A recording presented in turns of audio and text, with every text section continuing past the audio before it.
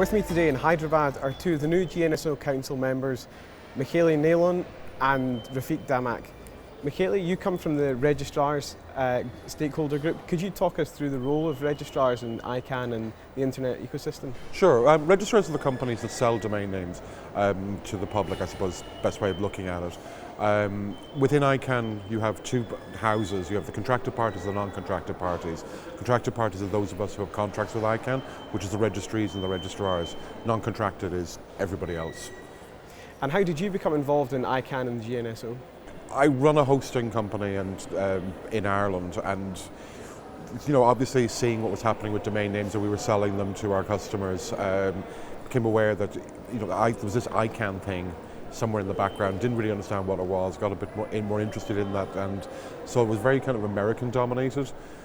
So I like arguing with people, so I got involved.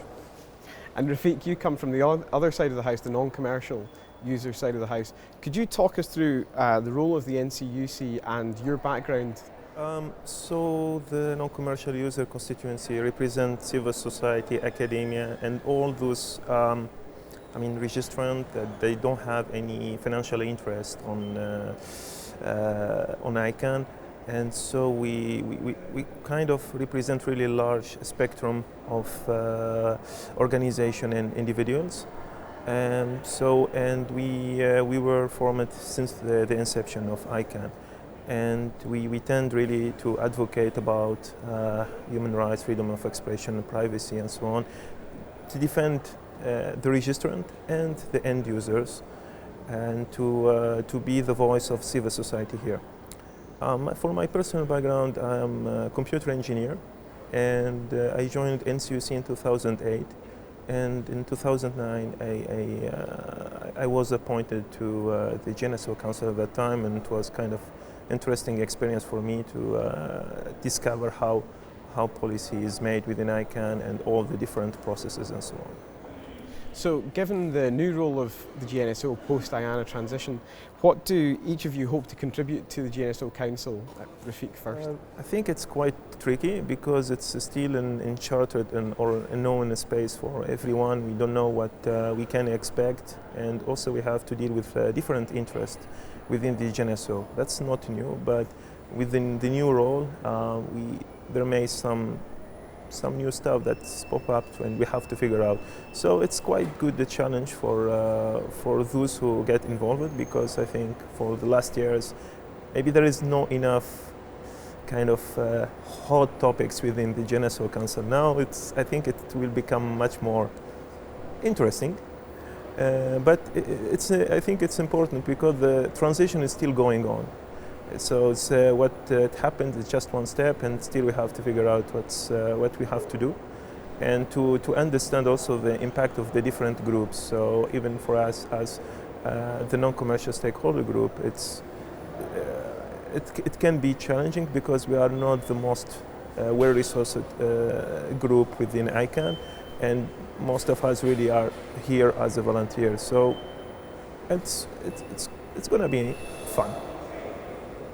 Well, I mean, the GNSO Council coordinates the policy making, but it doesn't actually make the policy. The policies are made within the working groups, and it's the role of the GNSO Council to kind of manage that process. Post-IANA transition, I mean, as Rafik mentioned, the IANA transition isn't completely done. It's still evolving. That role, it's not going to change dramatically. I think you're going to see an evolution. You're going to see an emphasis and a focus maybe on certain parts of ICANN more now than in the past. But I mean, ultimately, the wheels still need to keep rolling. Things still need to keep happening. Nothing really should change. I mean, ultimately, if the IANA transition is successful, nobody notices and nobody cares.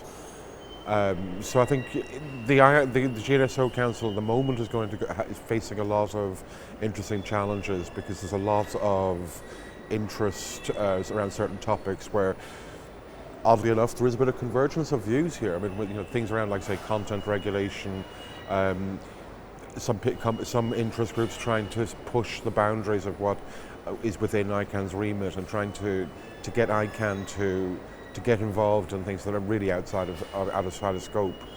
So I think we're going to see some interesting challenges. So you've both alluded to it being quite a busy week ahead. What do you see as being the key topics for GNSO Council this week? I don't know the exact key topics. It's always like kind of trying to choose your favourite child or something. There's a number of quite big issues at the moment. I mean, you've got who is related stuff, which is always a favourite topic. The RDS PDP has been going on now for several months, and you know the end is nowhere near in sight. Then there's the who is review team is meant to be kicking off now as well. Then again with who is, you've also got proxy privacy and a bunch of other little work streams. They all interact with each other. So it's always interesting to see what people come up with at the council level. So for now, I'm going to reserve judgment.